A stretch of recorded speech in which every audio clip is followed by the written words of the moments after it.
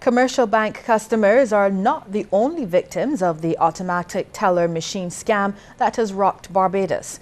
CBC has learned that at least one credit union customer has also had funds withdrawn from her account over the weekend. She says it all began when she checked her Barbados Public Workers Cooperative Credit Union Limited account online.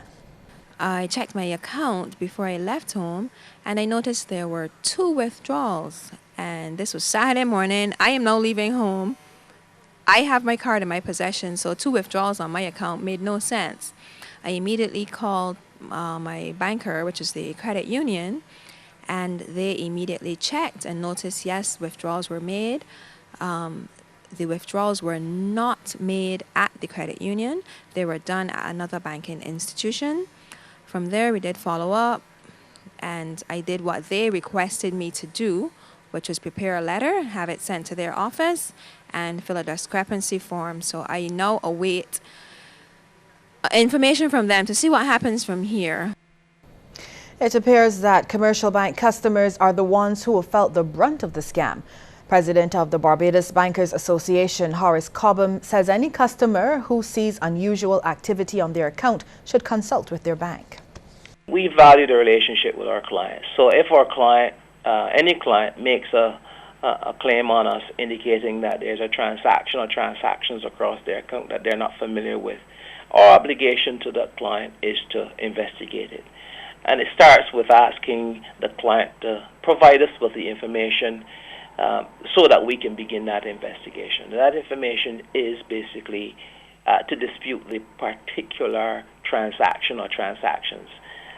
And then we will investigate it from there. We have different methodologies that we would use to investigate the veracity. But clearly, our initial orientation would be to accept that as a legitimate claim and treat it in that way.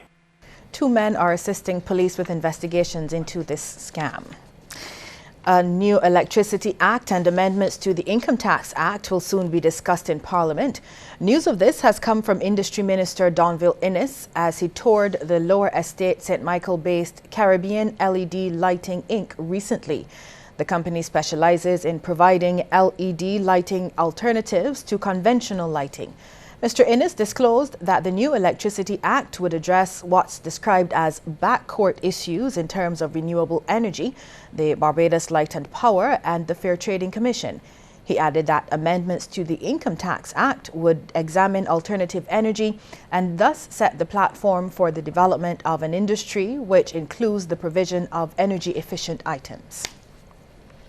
An appeal has been launched on behalf of a Barbadian medical student who needs help to pay for treatment of her heart condition.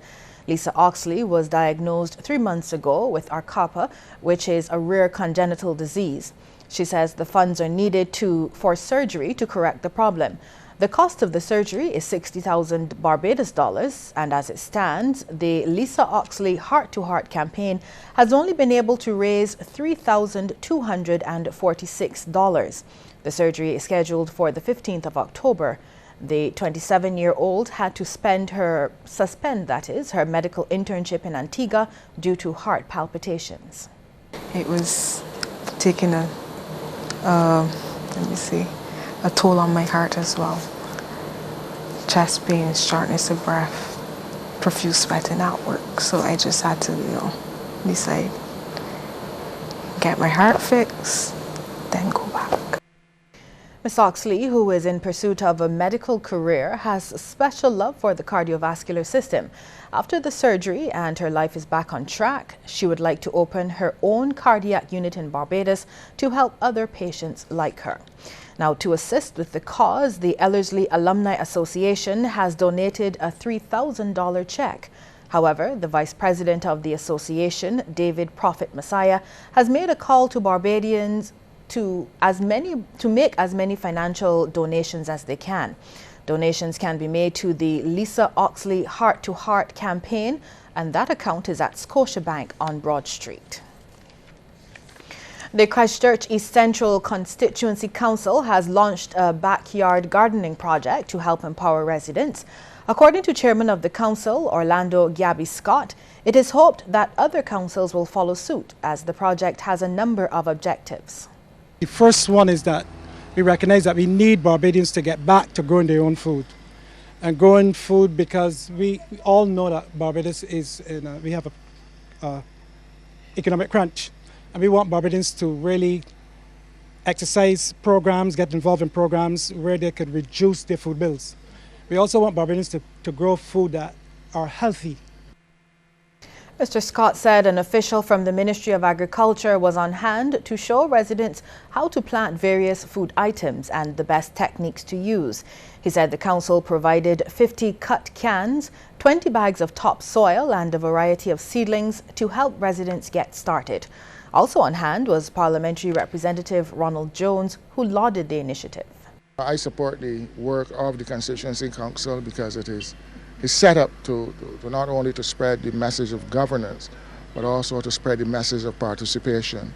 And this council has been one of the, I would say, leading councils in Barbados. It has been involved in so many activities, and this is one activity of which I'm extremely proud. And not only proud because of the work of the council, but because of the participation of the people. When you can have 50 half-cut drums disappearing as they did, and they're not to put garbage in, they're to put food in, and that is testimony that the message is getting through. Meanwhile, residents of the area have also fully embraced the project. I thought it was a really good idea because right now vegetables and stuff like that are very expensive in the supermarket. So if you can grow something at home, it would cut your food bill. I have started. I try to grow my staple crops, the vegetables that I like, and so this would enhance what I've already started. I think it's a good project, and we hope that more Barbadians can come on board.